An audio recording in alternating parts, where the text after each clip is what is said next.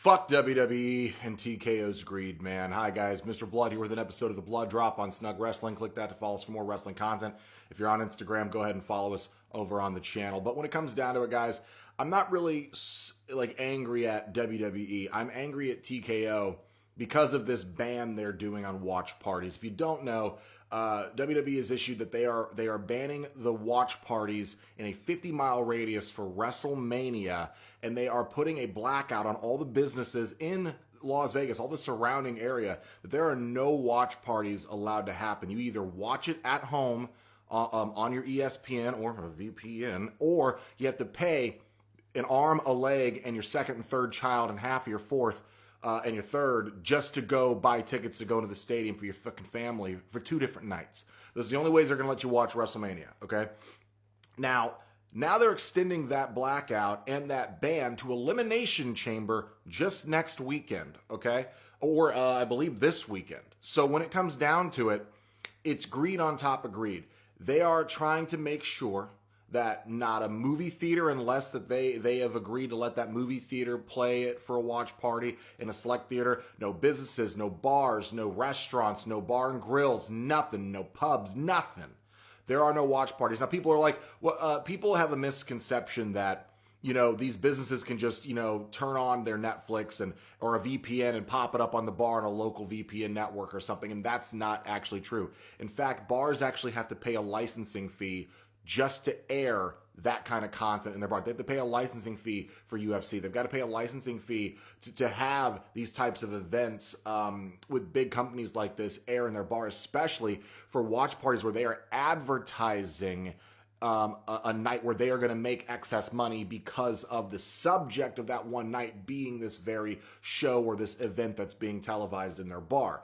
Now, generally speaking, because it might be a big event or something, they basically get a head count ahead of time, and it just brings in a lot of money for the bar. People come in, they sit, they watch. You know, it might be free food or discounted food or this or that, but the show is free because the bar knows they're going to make that money back in all the food and beverages. That watch party is going to make the food and money back on the beverages. But even when you look over at the In the Clutch ENT YouTube channel, for WrestleMania 40, they rented out a movie theater for 2 nights.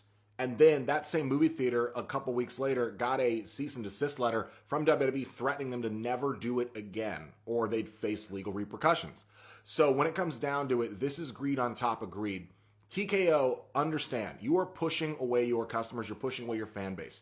And at this point, you've already priced out the everyday average fan. Okay, that's already done and over. You've already fucked them. But your ticket sales being down year on year from last year's actual WrestleMania is your fault for returning to the same fucking city. The fact that Las Vegas's touring has gone down significantly in the last year, their tourism, and on top of that, you've hiked the prices from last year. After the lackluster ending to last year's Mania, you thought it'd be a good idea to return to the same city you already scorned once while charging more. And now you're blacking out the entire city, and you fucked over like WrestleCon that was supposed to be in the original spot you're going to be, which I think was New Orleans, where you were supposed to be, so you changed to go back to Vegas for a bag. And so now WrestleCon's trapped there. You have all these other people who have already had agreements and contracts signed for these watch parties, for these agreements, for these venues they were going to do this at, and then you pull this out on them last fucking minute, and you think that's going to help you get more business? No. In fact, it's going to show the regular fan base that's watching why they should lose faith in you, and it's going to show newer fans who might have actually been sitting at that bar that night, who are going to maybe get into your actual product, that maybe it's not worth it after all. But let me know what you guys think in the comments. Until next time, stay safe, stay savage, and stay snug. But this is, I don't really blame WWE for this. I blame TKO. Their greed, their need to fill the void for the debt that UFC put them in during their merger and before. As far as it's concerned, you have made that the WWE fans' problem, and it almost feels like we're being punished for your bad business decisions, and it's not right.